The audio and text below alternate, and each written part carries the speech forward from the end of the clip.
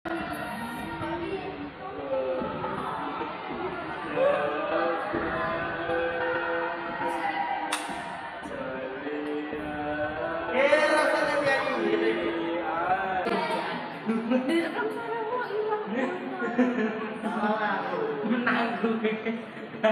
Dia jokinya lah joki. Duh, iki mana wis kerekam.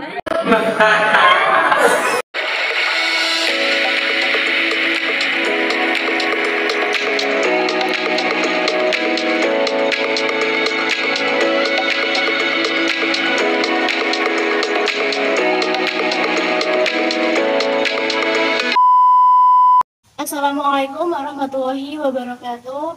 Alhamdulillahirabbil alamin. Allahumma sholli ala sayyidina Muhammad wa ala ali sayyidina Muhammad. Teman-teman semua yang dirahmati oleh Allah, perkenalkan saya Resa Kurnia Rahma, biasa dipanggil Resa. Di sini saya akan menemani teman-teman semua untuk belajar bersama dan juga mengenal salah satu tokoh yang bernama Jamaluddin Al-Afghani. Nah, di sini saya mewakili tim saya berjumlah 6 orang yang nantinya akan saya perkenalkan kepada teman-teman, akan saya spill di akhir video. Nah, sebelum itu kita sudah menyusun beberapa pertanyaan yang akan dibacakan oleh kameramen saya, dan insya Allah semoga saja pertanyaan tersebut bisa mewakili pertanyaan teman-teman mengenai tokoh ini. Siapa sih Jamaluddin Al-Afghani itu? Lalu bagaimana silsilah keluarga dan nasabnya, serta di mana beliau dilahirkan? Baik, yang pertama, siapa sih tokoh Jamaluddin Al-Afghani itu? Jadi, Jamaluddin Al-Afghani merupakan salah satu tokoh pembaruan Islam. Nah, sebelum saya lanjut ke pembahasan selanjutnya, saya ingin memperkenalkan tentang era pembaruan Islam. Jadi, era pembaruan Islam atau era modern umat Islam ini merupakan era di mana yang diawali pada tahun 1800 Masehi yang ditandai dengan kesadarannya umat Islam tentang kelemahan akan dirinya, lalu tergugah untuk mencari sebuah kemajuan, khususnya pada ilmu pengetahuan dan juga ilmu teknologi. Jamaluddin Al-Afghani memiliki nama lengkap Syed Jamaluddin Al-Afghani bin Safdar, dan beliau merupakan anak dari Syed Safdar Al-Husain dan juga Sukana Begum. Ia merupakan keturunan dari Ali Al-Tirmizi yang jika diruntut maka akan sampai kepada Husain bin Ali bin Abi Thalib.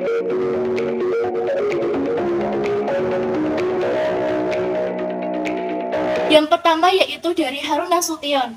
Harun Nasution mengatakan bahwa Jamaluddin Al-Afghani ini lahir di Afghanistan pada tahun 1839 dan wafat pada tahun 1897.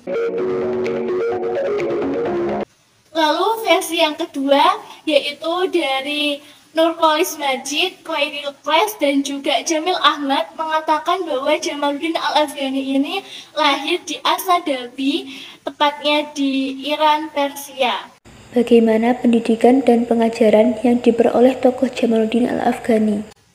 Tokoh ini lumayan unik untuk dibahas, karena saat beliau kecil, beliau sudah diajarkan untuk membaca Al-Quran, dan besar sedikit ia sudah belajar bahasa Arab dan juga sejarah. Nah, pengajaran dan juga pendidikan dasarnya ini berasal dari ayahnya. Lalu ayahnya mendatangkan seorang guru ilmu tafsir, ilmu hadis, dan juga ilmu fikih yang disertai dengan ilmu tasawuf ketuhanan. Saat ia remaja, ia sudah bisa mempelajari ilmu filsafat dan juga ilmu ekstata dengan sistem pengajaran Eropa modern dari beberapa tokoh ulama. Tokoh ulama tersebut diantaranya yaitu Syekh Murtada Al-Ansori, Mullah Hussein Al-Hamadi, Said Ahmad Lahrani, dan juga Syahid Al-Habubi. Nah, dengan inteligensi yang sangat luar biasa, di usia yang kurang lebih 18 tahun, ia sudah menguasai beberapa ilmu cabang dari ilmu Islam. Ilmu filsafat, usul fikih, sejarah, metafisika, dan juga ilmu tasawuf. Selain itu, ia juga menguasai ilmu kedokteran, ilmu sains, ilmu mistik, hingga pada ilmu astronomi dan juga astrologi. Selain itu, beliau juga fasih berbahasa Arab, bahasa Persia, bahasa Turki, bahasa Rusto, bahasa Inggris, dan juga bahasa Rusia. Bagaimana konsep-konsep pembaruan Jamaluddin Al-Afghani? Konsep pembaruan dari tokoh Jamaluddin Al-Afghani ini yang pertama yaitu musuh terbesar umat Islam adalah penjajah dari bangsa Barat yang merupakan kelanjutan dari Perang Salib. Yang kedua, umat Islam harus menentang segala bentuk penjajahan dimanapun dan kapanpun ia berada. Yang ketiga, untuk mencapai sebuah tujuan maka dibutuhkan persatuan umat Islam atau pan-islamisme. Pan-Islamisme merupakan metode pembaruan dari tokoh Jamaluddin Al-Afghani pada bidang politik. Nah, ide ini mengajarkan umat Islam di seluruh dunia untuk bersatu agar terlepas dari perbudakan asing. Bersatu di sini maksudnya bukan kerajaan-kerajaan Islam melebur menjadi satu, melainkan memiliki satu pandangan hidup. Pan-Islamisme secara luas berarti solidaritas di antara umat Muslim di seluruh dunia. Usaha yang dilakukan Jamaluddin Al-Afghani dalam pan-Islamisme ini adalah beliau melawan kolonialisme dengan berpegang teguh kepada ajaran-ajaran Islam sebagai stimulannya. Selain itu, beliau juga mengembalikan teologi kepada sunatullah dengan pikiran yang rasional, filosofis, dan juga ilmiah guna untuk mengejar ketertinggalan dari bangsa Barat. Apa saja butir-butir pemikiran Jamaluddin Al-Afghani yang berkaitan dengan masalah agama? Yang pertama yaitu agama Islam adalah agama yang sangat sesuai untuk seluruh bangsa di dunia. Karena agama ini memuat segala aspek kehidupan, baik itu aspek ibadah, hubungan manusia dengan Tuhannya, maupun aspek muamalah ataupun hubungan manusia dengan sesama manusia. Yang kedua yaitu untuk menjawab perkembangan zaman yang dimana ditandai dengan pertumbuhan pengetahuan dan juga ilmu teknologi, maka berpendirian bahwa pintu istihad tetap terbuka adalah pendirian yang benar. Istihad sendiri adalah proses di mana menemukan sebuah hukum syariat dengan mencurahkan pikiran dan juga tenaga yang sungguh-sungguh. Lalu yang ketiga, kemunduran umat Islam merupakan akibat dari mereka yang tidak mau memperhatikan ajaran-ajaran agama Islam. Dan di sini Jamaluddin Al-Afghani membawa mereka untuk menemukan sebuah jalan yang benar. Meskipun sulit, namun Jamaluddin Al-Afghani ini tetap optimis akan hal itu. Lalu yang terakhir, di mana-mana umat Islam ini terlihat sangat kacau dan berantakan karena tidak ada solidaritas dan juga ikatan ukhuwah Islamiyah yang kuat di antara mereka. Dengan ini, Jamaluddin Al-Afghani menggunakan idenya yang berupa pan-Islamisme untuk menyatukan mereka semua agar bisa bersatu. Apa saja butir pemikiran Jamaluddin Al-Afghani yang berkaitan dengan bentuk suatu negara? Menurut Jamaluddin Al-Afghani, Islam menghendaki bahwa sebuah negara itu berbentuk republik. Karena dengan itu, maka sebuah negara akan terbuka karena pemerintahannya itu tunduk kepada undang-undang dasar. Namun, ide ini merupakan ide pertama di era pada waktu itu, karena pada waktu itu menggunakan sistem pemerintahan absolut, di mana pemerintahannya ini tidak tunduk kepada pemeriksaan lembaga reguler lainnya. Sehingga ide ini dianggap ide yang terkontaminasi oleh bangsa Barat, karena pada saat itu bangsa Baratlah bangsa yang pertama kali mengenal sistem pemerintahan berbentuk republik. Padahal saat itu Jamaluddin Al-Afghani telah menggunakan pemikiran-pemikiran yang sesuai dengan syariat Islam dan juga ajaran-ajaran agama Islam. Apa saja karya dari tokoh Jamaluddin Al-Afghani? Yang pertama yaitu buku sejarah politik dan juga sosial budaya Afghanistan.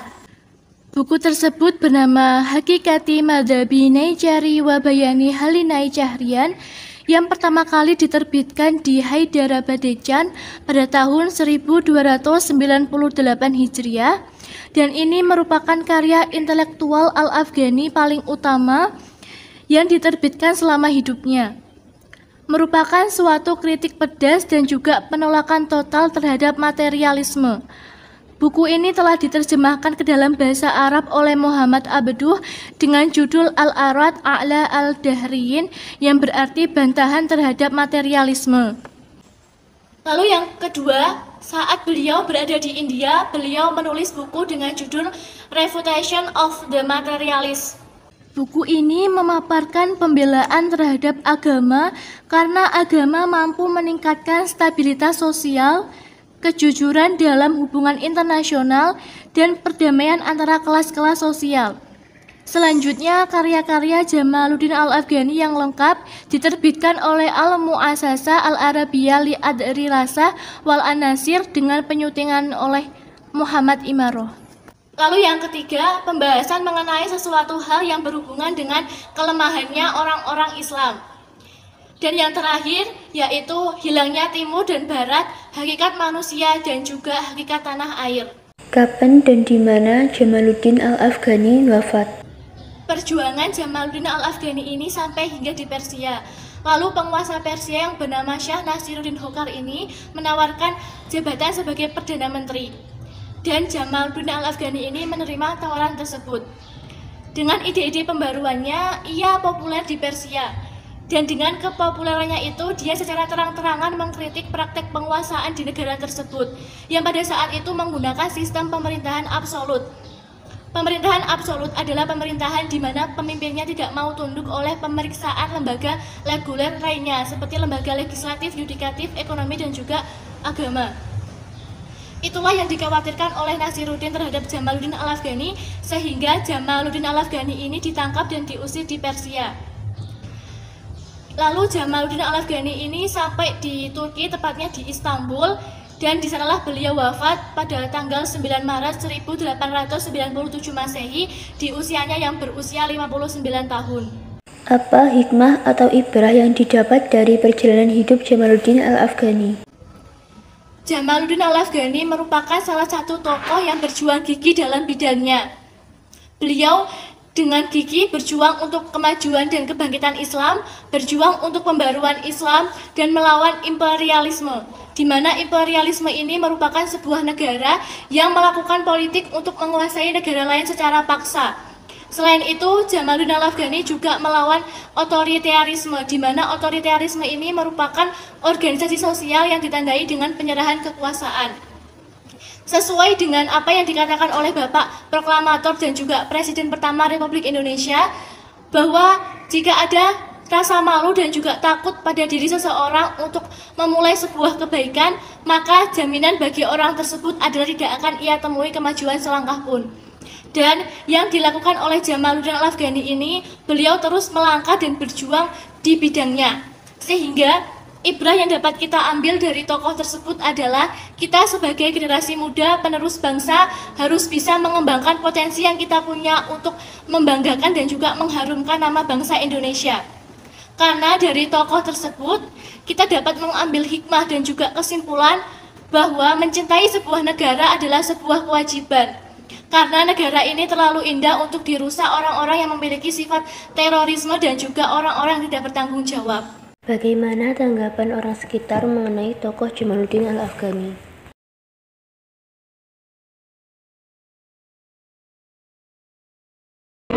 Di sini saya akan mewawancarai salah satu siswa dari Iman 1 Tuban. Mbak, namanya siapa dan dari mana semua? Siap, nama saya Nur Ima, saya dari kelas 12 MIPA 4, asal sekolah saya Madrasah Aliyah Negeri 1 Tuban. Baik, Mbak Ima, apakah Mbak mengenal dengan salah satu tokoh yang bernama Jamaluddin Al-Afghani? Siap, saya mengenali tokoh tersebut. Tokoh Jamaluddin Al-Afghani tersebut, dia merupakan tokoh pembaruan Islam yang selalu gigih dalam memperjuangkan keagamaan. Dari pernyataan tersebut ya, berarti Mbak sudah mengenal. Nah, Siap. Lalu saya ingin bertanya, apa sih hikmah atau ibrah yang dapat diambil dari tokoh tersebut? Ibrah yang dapat diambil dari tokoh tersebut, yakni kita harus bersemangat, harus semangat, tidak boleh menyerah, tidak boleh putus asa dalam mewujudkan cita-cita. Terutama kita, misalnya kita ingin jadi guru, kita harus selalu bersemangat dalam menuntut ilmu, tidak boleh semena-mena dalam menuntut ilmu. Contohnya, ketika diajarin dulu, tidak boleh saling keluar, terus keluar gitu kan. Ya percuma kalau kita sekolah jauh-jauh kok kalau di kelas kok menanyakan guru gitu kan, ya sekalian juga gitu. Udah. Baik Mbak, segitu aja pertanyaan dari saya. Terima kasih atas waktunya. Wassalamualaikum warahmatullahi wabarakatuh. Waalaikumsalam warahmatullahi wabarakatuh.